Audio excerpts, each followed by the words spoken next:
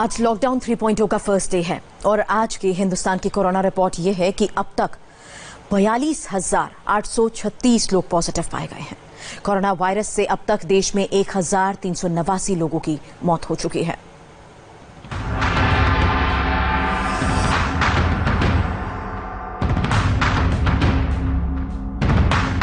Corona virus के खिलाफ लड़ाई का हिंदुस्तान में तीसरा फेज शुरू हो गया, लेकिन लॉकडाउन 3 पहले के दोनों फेज के मुकाबले थोड़ा राहत भरा है।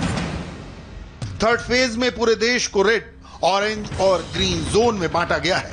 लिहाजा जरूरी है कि सबसे पहले आप ये जान लें कि आज से आपके लिए क्या क्या खुला है और क्या क्या बंद है। ऑरेंज और ग्रीन जोन में आज से प्राइवेट कार से यातायात शुरू हो जाएगा, लेकिन यह आवाजाही जिले के अंदर ही हो सकती है।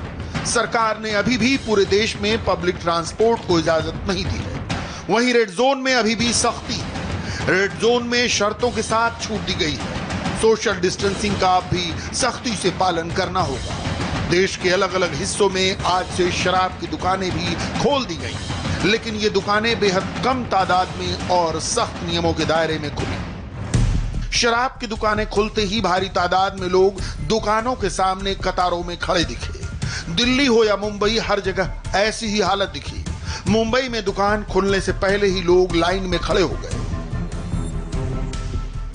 मुंबई के मरोल इलाके में मैं मौजूद हूँ और यहाँ की जो तस्वीर है वाइन शॉप के बाहर की, वो वाकई में चौंका देने वाली है। सबसे पहले वो वाइन शॉप की तस्वीर आपको दिखाता हूँ। ये देखिए, ये बिग बॉस वाइन शॉप है मरोल इलाके में और सड़क के दोनों किनारे लोगों की भारी भीड़ है। सबसे पहले आपको इस किनारे तस्वीर दिखाता हूँ। आप यहाँ पर देखिए, काफ़ी ऐसे लोग जो हैं वहाँ पर सड़क किनारे आपको नजर आएंगे, जो कि दुकान के बाहर घंटों से खड़े हैं इस बात के इंतज़ार में कि कब शराब की दुकानें खुलेगी। और सड़क के दूसरी तरफ यहाँ पर वो भी तस्वीर आपको दिखाते हैं। आप देखिए यहाँ पर बड़ी संख्या में किस तरह से लोग जो हैं वो कतार में खड़े हैं और इस बात का इंतज़ार कर रहे हैं कि कब दुकान खुलेगी तो उन्हें कम से कम खरीदने का समय आएगा उनका और उसके बाद वो शराब खरीद सकेंगे। आप देखिए, काफ़ी लोग यहाँ पर आपको कतार में खड़े हुए नजर आएंगे। सबसे अहम बात यह है कि सरकार ने सशर्त शराब की दुकान खोलने की परमिशन दी है, खास तौर पर रेड जोन के उन इलाकों में जो कोरोना से प्रभावित हैं। ऐसे में सोशल डिस्टेंसिंग का पालन करना बहुत ज़रूरी है जब आप किसी भी दुकान के बाहर जाएं, चाहे वो शराब की दुकान हो या कोई भी दुकान। दिल्ली में कहीं कहीं ऐसी भीड़ उमड़ी कि प्रशासन को शराब की दुकानें बंद करानी पड़ी। नियमों के मुताबिक शराब की दुकानें सुबह 10 बजे से शाम 7 बजे तक खुली रहेंगी, लेकिन इसके लिए सोशल डिस्टेंसिंग का कड़ाई से पालन करना होगा। दिल्ली के नेहरू नगर में इस वक्त मैं मौजूद हूँ और प्रशासन शासन के जो आदेश लगातार आते जा रहे हैं उसकी वजह से न सिर्फ लोगों में असमंजस की स्थिति है, बल्कि लॉकडाउन का यहाँ पर बुरी तरह से उल्लंघन किया जा रहा है। आप देख सकते हैं कि जो दारू के ठेके हैं दरअसल वो यहाँ पर खोले गए हैं और जो भीड़ है वो ऐसी कि जो शायद आमतौर पर भी लॉकडाउन न होने पर आपको इतनी भीड़ कभी ना देखने को मिले। और ये ऐसे हालात हैं जो लॉकडाउन के दौरान देखने को मिल रहे हैं।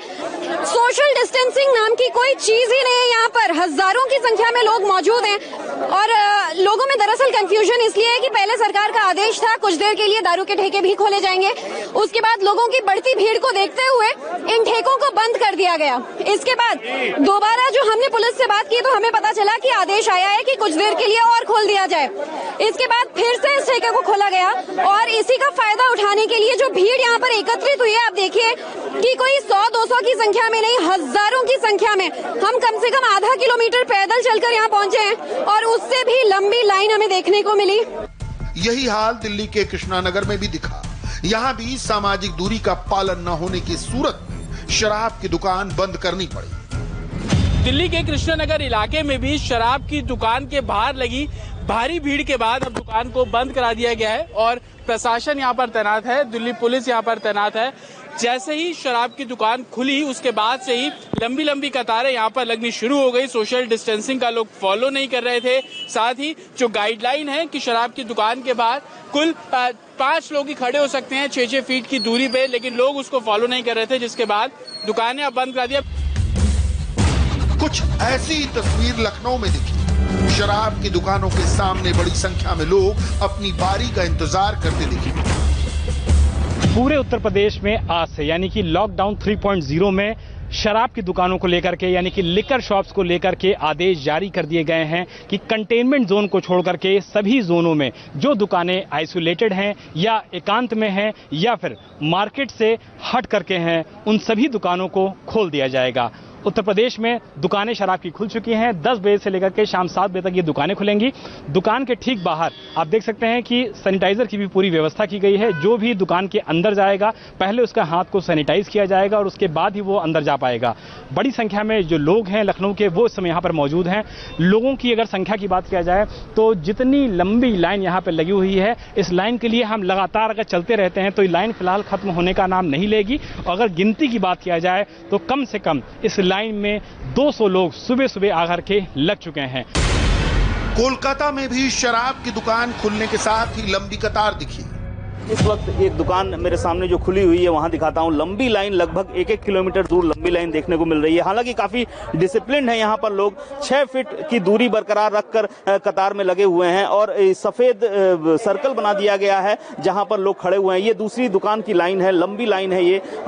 इसके बगल में और मैं लाइन दिखाता हूँ आपको, एक और लंबी लाइन जो लगी हुई है यहाँ पर। आप देख सकते हैं, कैमरामैन सुजीत दास को बोलूंगा इस लंबी कतार को दिखाने को। हालांकि काफी डिसिप्लिन है यहाँ पर लोग। 6 फीट की दूरी बरकरार रखकर, मुंह पर मास्क पहनकर ही, सोशल डिस्टेंसिंग का पालन कर ही यहाँ पर जो कतार में लगे हुए हैं लोग शराब के लिए, वो लंबी लाइन है। लगभग 1 किलोमीटर दूर तक मुझे यहाँ से दिखाई पड़ रहा है। शराब की दुकानें खोलने के फैसले के साथ पूरे देश में कई और तरह की राहत दी गई है, लेकिन राहत की बात करने से पहले हिंदुस्तान का आज का कोरोना मीटर देखना बेहद जरूरी है। हिंदुस्तान में अब कोरोना के कुल मामले 42,523 तक पहुंच गए हैं, तो वहीं 1,373 लोगों की जान कोरोना की वजह से गई है। अच्छी बात यह है कि 11,707 लोग रिकवर भी हुए हैं। पिछले 24 घंटों की बात करें तो इस दौरान 2,553 लोग कोरोना पॉजिटिव पाए गए, जबकि 24 घंटे में 72 लोगों की मौत हुई। वहीं 1,074 लोगों ने पिछले 24 घंटे में कोरोना को मात दी है। अब बात लॉकडाउन फेज 3 के तहत मिलने वाली राहत की, जिसके तहत हर राज्य में अलग अलग नियम और शर्तों के साथ छूट दी गई है। सबसे पहले जानिए दिल्ली में लागू गाइडलाइंस क्या है। दिल्ली में पब्लिक ट्रांसपोर्ट यानी मेट्रो, ट्रेन, बस सर्विस को इजाजत नहीं है। कार में ड्राइवर के अलावा सिर्फ 2 लोगों को बैठने की इजाजत होगी। बाइक या स्कूटर पर सिर्फ 1 सवारी ही बैठ सकेगी। जरूरी सेवाओं से जुड़े दफ्तरों में 100% हाजिरी होगी, जबकि गैर जरूरी सरकारी सेवाओं में 33% स्टाफ आएंगे। बैंक और इंश्योरेंस कंपनियों को आज से खोल दिया गया। सुबह 7 बजे से शाम 7 बजे तक घरेलू मेड को इजाजत दी गई है। साथ ही इलेक्ट्रीशियन, प्लम्बर को भी काम करने की इजाजत है। कोल्ड स्टोरेज और वेयर हाउसेज में भी आज से काम शुरू हो गया। दिल्ली में सशर्त निर्माण कार्य को भी परमिशन दी गई है। कॉलोनियां, घरों के आसपास की दुकानें खुल गई हैं। जरूरी सामान के लिए ई-कॉमर्स सेवाओं को भी छूट मिल गई है। लेकिन कोरोना से संक्रमितों की संख्या के हिसाब से दिल्ली का ग्राफ देखें तो हालात अब भी ठीक नहीं है। दिल्ली में पिछले 24 घंटे में 427 केस सामने आए।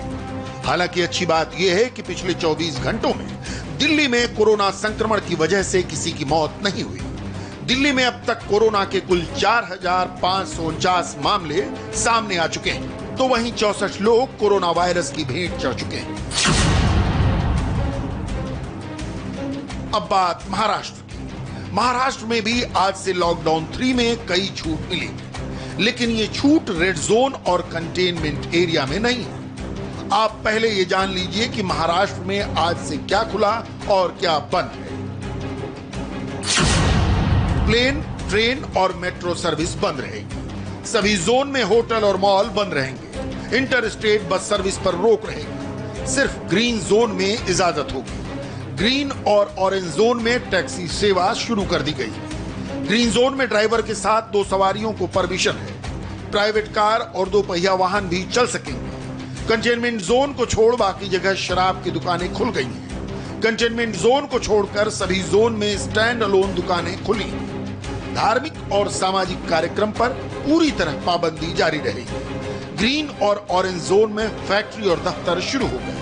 रेड जोन में 33% कर्मचारियों के साथ दफ्तर खोलने की अनुमति दी गई।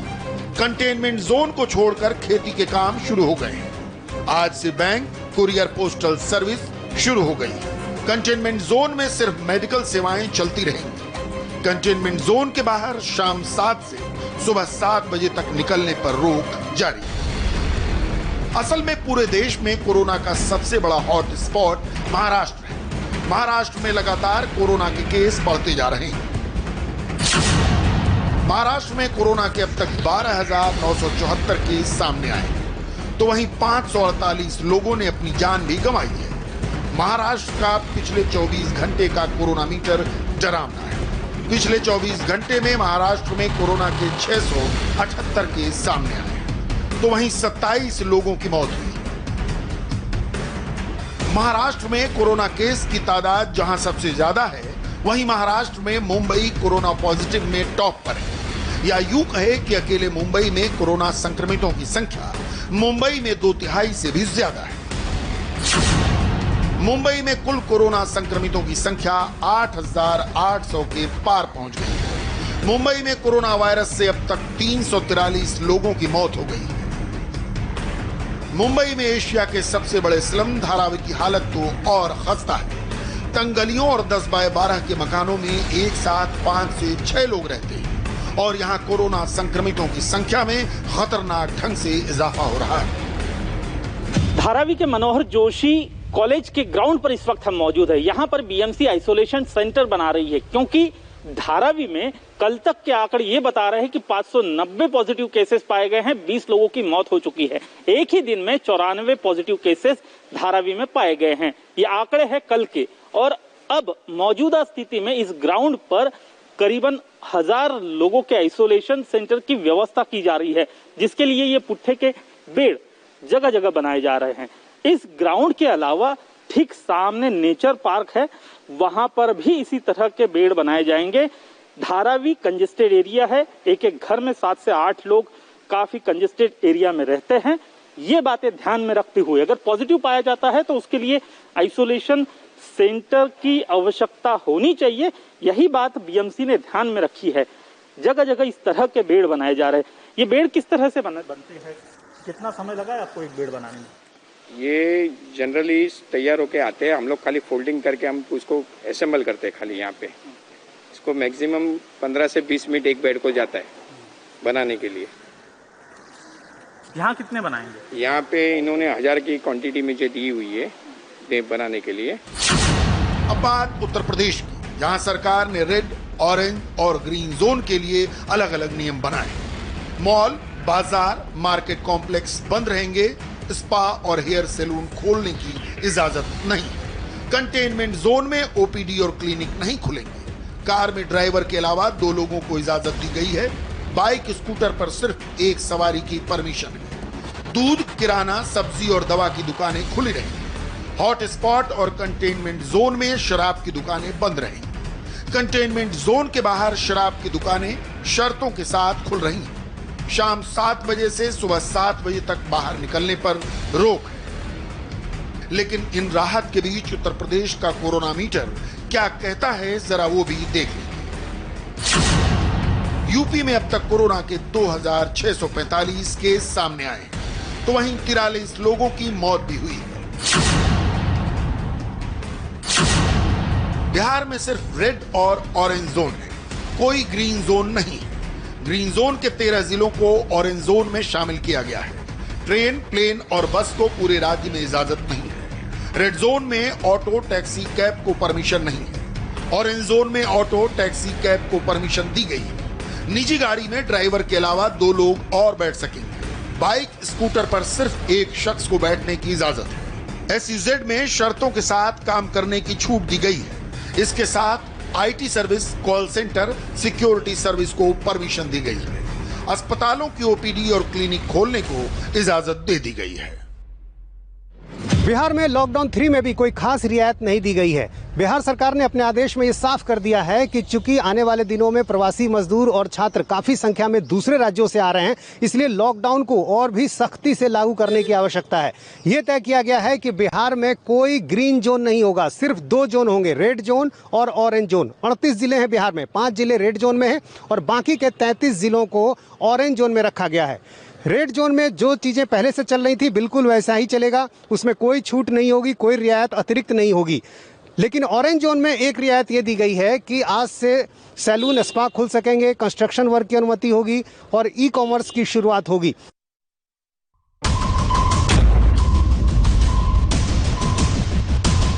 पंजाब में कोरोना वायरस के मामले तेजी से बढ़ रहे हैं। नांदेड़ साहब से लौटे श्रद्धालुओं ने सूबे में मुश्किल बढ़ा दी। स्वास्थ्य और परिवार कल्याण मंत्रालय के आंकड़ों के मुताबिक पंजाब में कोरोना के 330 नए पॉजिटिव केस मिले हैं। इससे राज्य में संक्रमितों की कुल संख्या 1102 हो गई। इनमें से अब तक 21 मरीज दम तोड़ चुके हैं और 117 संक्रमित ठीक हो गए। 24 घंटे में सामने आए कुल मामलों में 270 केस नांदेड़ से जुड़े हैं। महाराष्ट्र के नांदेड़ स्थित हुजूर साहिब गुरुद्वारे से लौटे 5000 तीर्थयात्रियों में से अब तक 790 लोगों में कोरोना संक्रमण की पुष्टि हो चुकी है। पंजाब सरकार ने महाराष्ट्र सरकार पर श्रद्धालुओं की टेस्टिंग न कराने को लेकर नाराजगी जताते हुए कहा कि कम से कम महाराष्ट्र सरकार को सूचित करना चाहिए था।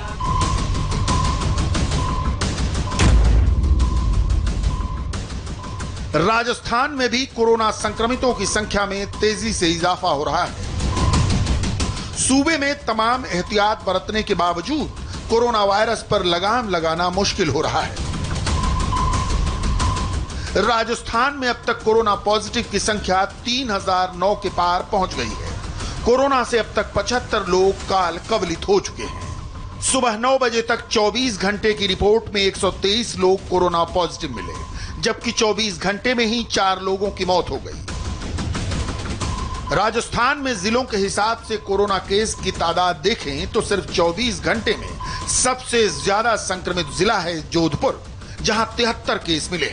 उसके बाद जयपुर में 12, चित्तौड़गढ़ में 19, पाली में 11, कोटा में 3 और राजसमंद में 2 कोरोना संक्रमित मिले हैं।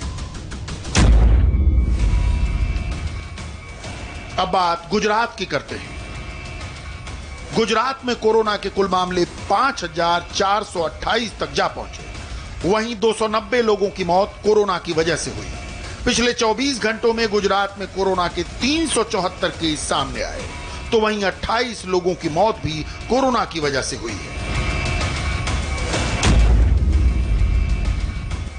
मध्य प्रदेश में भी कोरोना ने कोहराम मचा रखा है। एमपी में कोरोना के कुल मामले बढ़कर 2846 हो गए, तो वहीं 156 की मौत हुई है। देश में हर रोज करीब 2000 से ज्यादा संक्रमण के नए केस सामने आना अपने आप में खतरे की घंटी है। इस हालत में अगर लॉकडाउन के नियमों का कड़ाई से पालन नहीं हुआ तो कोरोना को हराना बहुत मुश्किल होगा। लॉकडाउन में कुछ छूट मिलते ही लोग बाहर निकलते हैं। शहर शहर ट्रैफिक की ये तस्वीरें देखिए। कहीं सड़कों पर कारें दौड़ रही हैं तो कहीं कहीं सरकारी बसें लोगों को ले जा रही हैं। लेकिन इस बीच सोशल डिस्टेंसिंग है, क्योंकि लॉकडाउन में मिली ढील का मतलब मनमर्जी कतई नहीं। लिहाजा जरूरी है कि कोरोना काल में आजादी को शोर का सबब न बनने दें, क्योंकि कोरोना के खिलाफ लड़ाई अब भी जारी है और जीत तभी मिलेगी जब जनता जनार्दन गाइडलाइंस का पालन करेगी। जम्मू कश्मीर में आतंकी हमले में 3